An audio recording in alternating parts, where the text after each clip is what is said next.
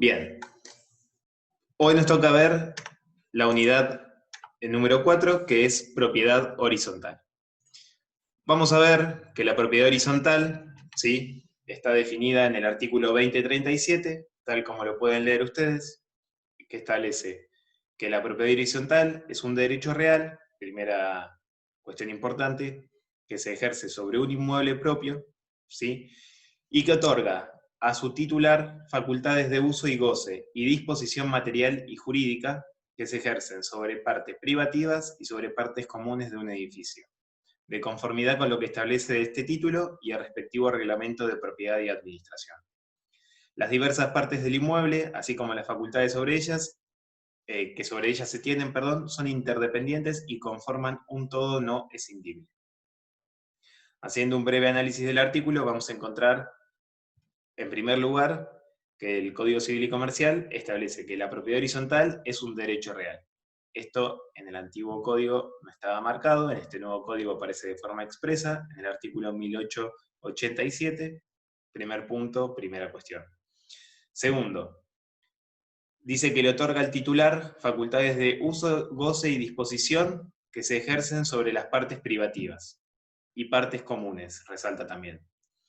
Las partes privativas de la propiedad horizontal, vamos a ver después, que son las unidades funcionales. Cada unidad funcional va a ser de uso privativo del dueño, ¿sí?, del propietario. Y en cuanto a las partes comunes del edificio, es importante destacar que va a estar en el mismo reglamento cuáles son estas partes comunes y qué se puede hacer sobre ellas.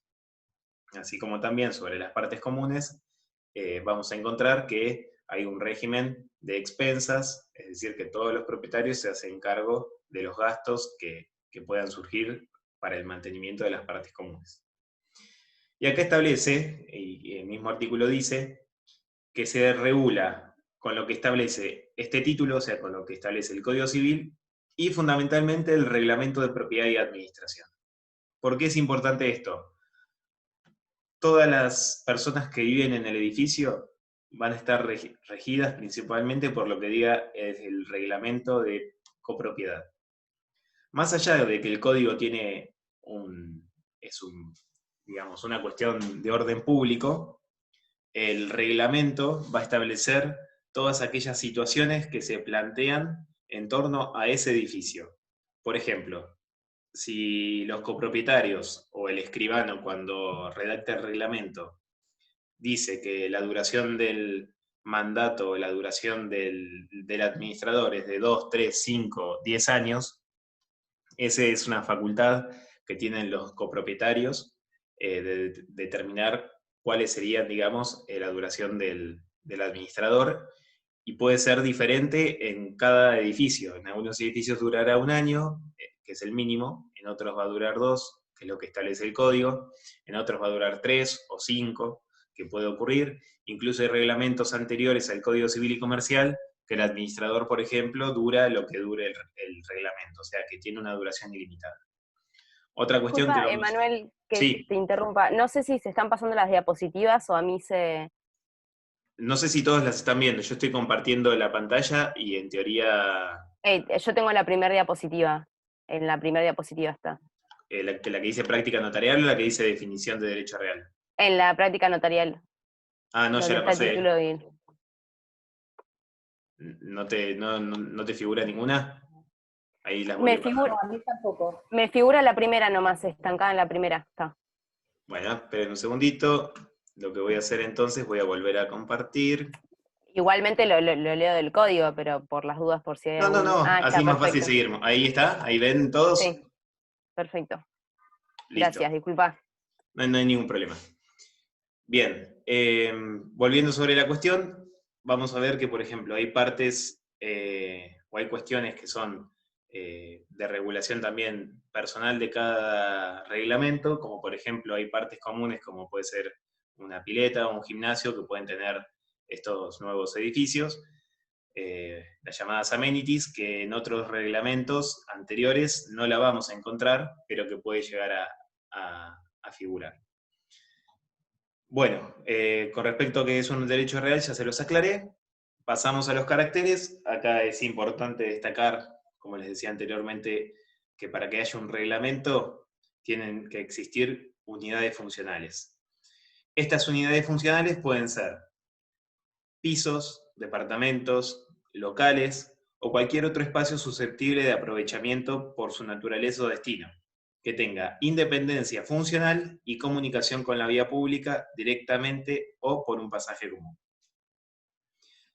Lo más común, quizás acá en La Plata se ve más, cada unidad funcional es un departamento, ese departamento comunica con un pasillo común, que a su vez, supongamos que es un reglamento de propiedad horizontal, en el cual las unidades no están ubicadas en pisos, sino que están ubicadas en un mismo plano, o sea, departamento 1, 2, 3, dentro de una misma planta baja, hay un pasillo común que comunica la vía pública.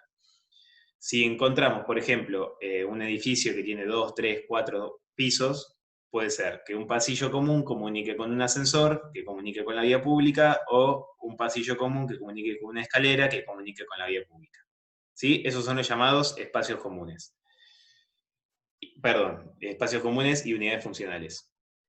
También encontramos, locales, si es que tiene algún local con salida independiente a la calle, o puede ser que sean muchos locales que den a un espacio común y que sobre ese espacio común, ¿sí? Por ejemplo, imagínense una galería que uno ingresa dentro de esa galería y tiene muchos locales. Si uno lo piensa de manera jurídica, uno lo que hace es ingresar al edificio, o sea, estás ingresando en la propiedad de un grupo de personas, porque obviamente está regulada por un reglamento. En este tipo de edificios, normalmente lo que se halla también, ahí mezclado con el derecho real de propiedad horizontal, es el llamado derecho de servidumbre de paso, ¿sí? Que permite, este derecho de servidumbre permite que haya personas que no sean dueñas, ¿sí? Que puedan ingresar a este espacio común, que vendría a ser la galería o el pasillo de la galería de la planta baja, y que puedan recorrer los locales que allí se encuentran. Otros espacios que pueden ocurrir son las llamadas unidades complementarias, las cocheras, ¿sí? Que pueden ser o no, también eso depende de cada reglamento, propiedad de los mismos dueños o se la pueden dar a terceros, si es que eso se regula en el reglamento. Lo más normal es que, por ejemplo, una unidad complementaria que puede ser una baulera, el mismo reglamento establezca como una obligación que el dueño de una unidad complementaria tiene que ser dueño de una unidad funcional. Ahí vamos a ver otra regulación propia de cada reglamento. Con la cochera de una forma similar. Si bien la cochera puede estar identificada como una unidad funcional, lo más común es que las cocheras sean obligatorio que los dueños de las cocheras sean los mismos dueños de algún departamento. ¿Para qué? Para resguardar que no ingrese un tercero ajeno al edificio. Y jurídicamente también, siguiendo, lo importante es saber que la propiedad de cada unidad funcional comprende no solo esa parte indivisa que yo tengo, ¿sí?, de la cosa en su totalidad, sino también las partes de uso común que tiene este inmueble. Y a su vez, como les decía recién, puede abarcar una o más unidades complementarias. Encontramos casos en que una persona es dueño solo de un departamento, o puede ser dueño de un departamento y una cochera, o de un departamento, una cochera y una baulera. Bien, ¿cómo se constituye este derecho real de propiedad horizontal? Para la Constitución, el Código establece en el artículo 2038 lo siguiente: que a los fines de la división jurídica del edificio, el titular de dominio o los condóminos deben redactar por escritura pública el reglamento de propiedad y administración, que debe inscribirse en el registro inmobiliario. El reglamento de propiedad y administración se integra al título suficiente sobre la unidad funcional. Básicamente, la única forma de que un terreno pueda ser afectado a propiedad horizontal es a través de una escritura pública con su correspondiente inscripción en el registro. Y la segunda parte de este artículo es interesante porque significa, resumiéndolo, que el día de mañana, cuando un propietario de un departamento quiere vender su propiedad, no solo tiene que presentar el título de propiedad, la escritura del departamento, sino que también tiene que entregar una copia del reglamento. Es decir, el título suficiente para la unidad funcional se integra por la escritura del departamento y la copia de la escritura del reglamento de copropiedad. Es por eso que los escribanos, cuando hacemos cualquier operación sobre un departamento, se le pide la escritura del inmueble y una copia del reglamento. El reglamento, con la nueva regulación del Código Civil y Comercial, constituye un acto, bueno, uno de los actos jurídicos más importantes que hacen a este derecho. Es el acto por el cual se afecta un inmueble a la propiedad horizontal. Y acá también les hago un comentario antes de arrancar con la personalidad jurídica, que es el siguiente. Si el día de mañana se interesan más por propiedad horizontal, van a encontrar que hay una teoría que se llama el estado de propiedad horizontal, que establece que si un inmueble que está afectado a propiedad horizontal, es decir, que tiene el reglamento, es propiedad de una sola persona, es decir, un constructor realiza la obra sobre un terreno propio y construye, supongamos, 6 departamentos, y hace el reglamento de propiedad. ¿Qué sucede? Como él es dueño de todo, de todas las partes comunes y de todas las partes privativas, por más de que haya un reglamento, ¿sí?, que divida qué es parte común y parte privativa, como jurídicamente él es dueño de todo, se entiende que es el titular dominial en su totalidad. Ese reglamento es válido, ¿sí?, está bien hecho, si está inscripto y todo lo demás. Pero hasta que él no venda o que no transmita una unidad funcional, es decir, que haya mínimamente 2 propietarios diferentes, la propiedad horizontal no tiene efectos. ¿Por qué? Porque la propiedad es mía, o sea, el espacio común puede ser a su vez espacio privativo porque yo soy el único que tiene acceso al departamento, yo soy el único que tiene acceso al pasillo, a la terraza, a la cochera, o sea, es todo mío. Pero recién cuando se vende la primera unidad, ahí se entiende jurídicamente que el reglamento de propiedad empieza a tener efectos, ¿sí? Esta es una cuestión netamente jurídica, es importante que lo sepan, que existe un estado de prehorizontalidad o un estado, digamos, de que el reglamento está, pero no tiene efectos. Bien. El siguiente tema también es interesante porque lo introduce el Código Civil y Comercial nuevo, que es la personalidad jurídica de los consorcios de propietarios. Antes del nuevo código, es decir, con el Código Civil de Vélez, el consorcio no era considerado una persona jurídica. Es decir, era una figura, ¿sí?, que existía, que se la reconocía, pero no tenía las características de persona jurídica con todos los elementos propios de la personalidad de una persona jurídica. Posteriormente, con la sanción del Código Civil y Comercial, vamos a ver que se regula el consorcio como tal. Y el código establece ciertas cuestiones.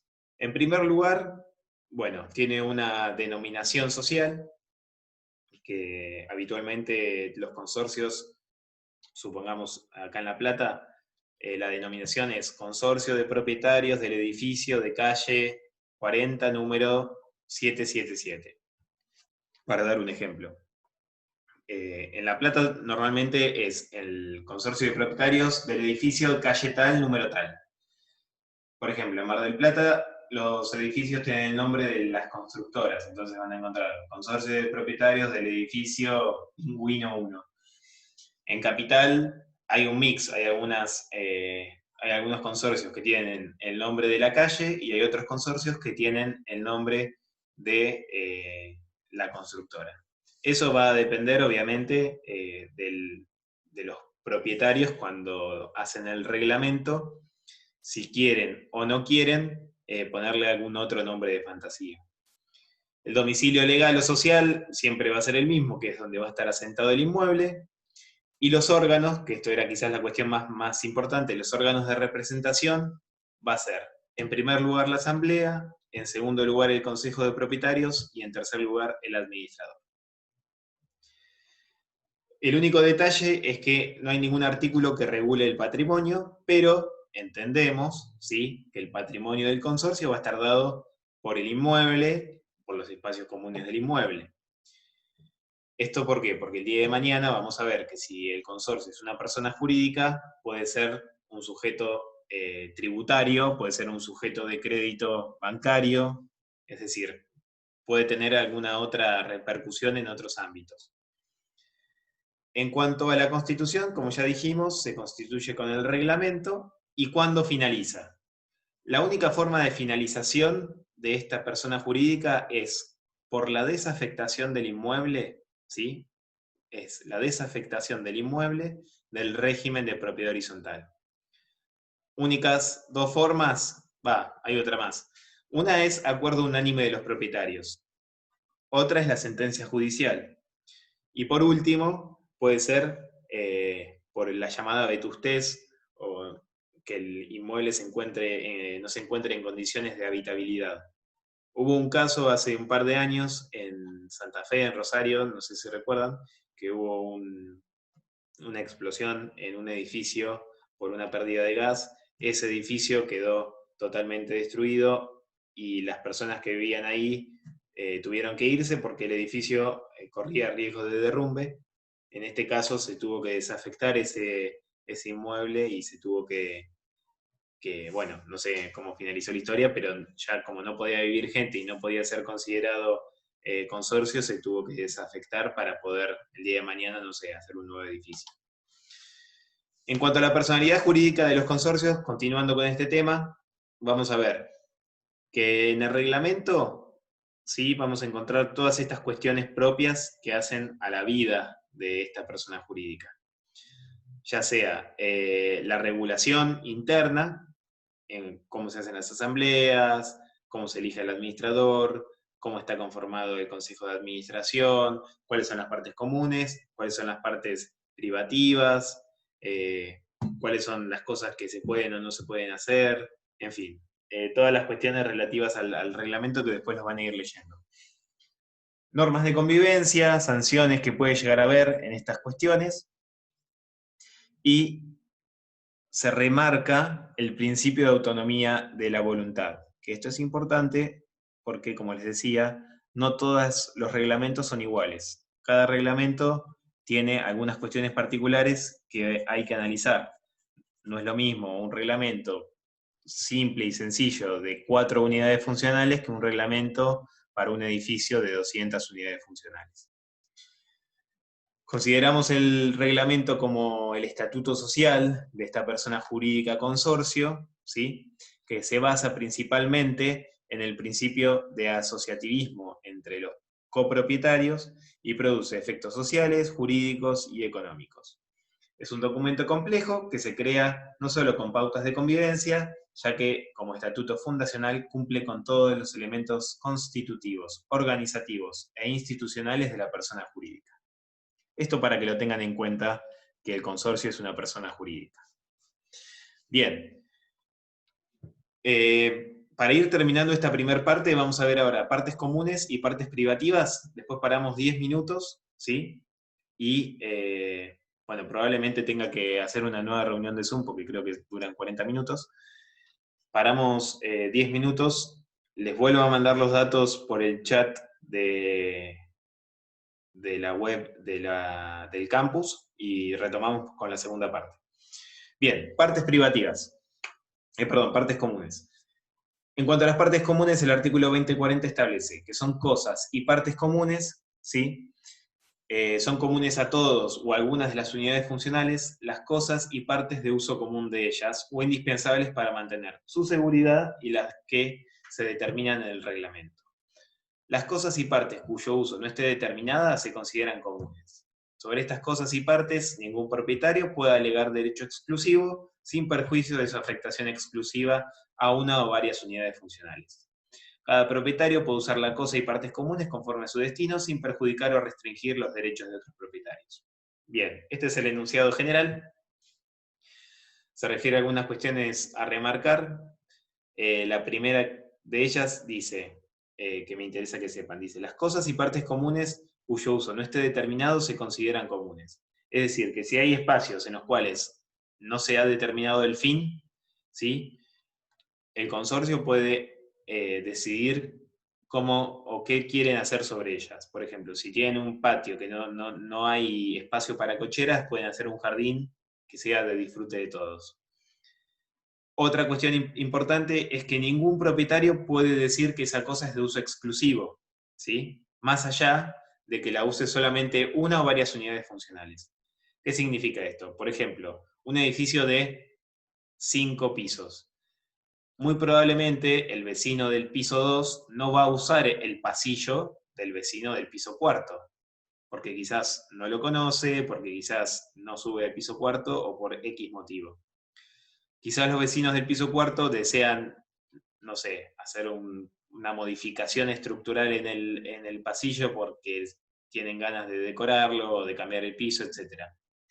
No podrían hacerlo por derecho propio, sino que es el consorcio el que tiene que decidir que se modifiquen esas cuestiones.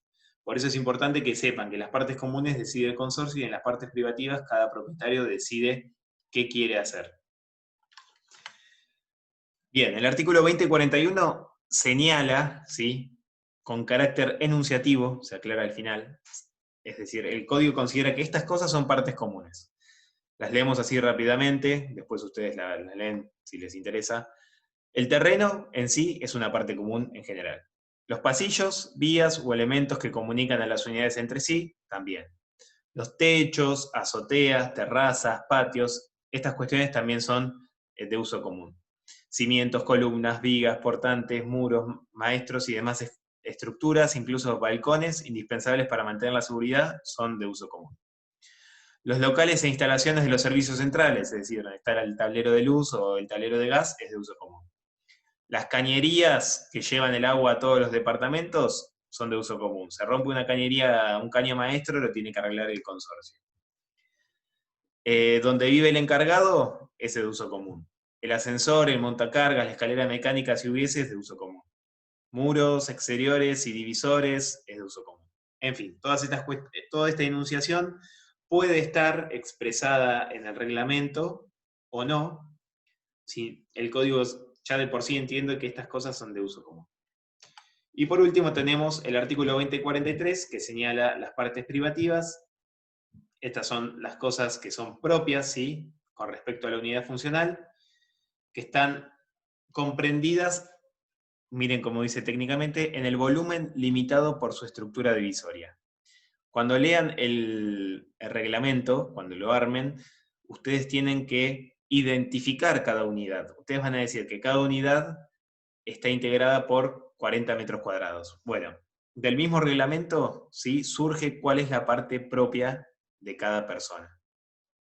Y todo lo que está dentro de esto, es decir, tabiques internos, puertas, ventanas, artefactos, revestimientos, incluso los balcones, estas cosas son de uso exclusivo del dueño de la unidad funcional.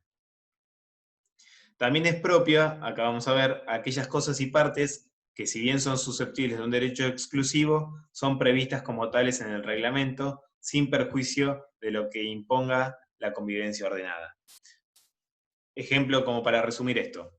Vamos a ver que hay algunos edificios que en las terrazas hay divisiones internas y cada vecino tiene un pedacito de la terraza para guardar cosas, porque no tenían en su momento una baulera.